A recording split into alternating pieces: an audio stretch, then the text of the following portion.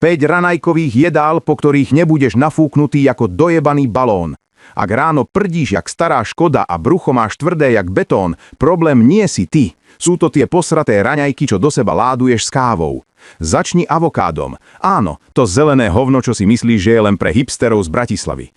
Obsahuje tráviace enzymy, ktoré pomáhajú rozbiť tuky, takže tvoje črevá nemusia robiť načasy ako chudáci.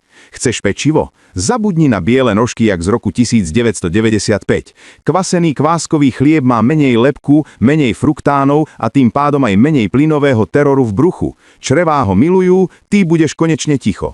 Ovocie? Ananás, kiwi a papája nie sú len exotické pičoviny. Majú enzymy, čo trávia bielkoviny, takže žalúdok nevyzerá jak boisko. A ak chceš niečo teplé, daj si zázvorový čaj. Upokojí črevá lepšie než pol fľaše slivovice. Sladiť? Med, nie tie umelé sračky. Med má enzymy, čo pomáhajú rozkladať škroby a znižujú nafukovanie. Ak chceš ráno jesť bez toho, aby si sa cítil jak rozbitý sud, rob tieto veci. Sleduj ma pre ďalšie tipy, ako si dať dokopy toto dojebané telo.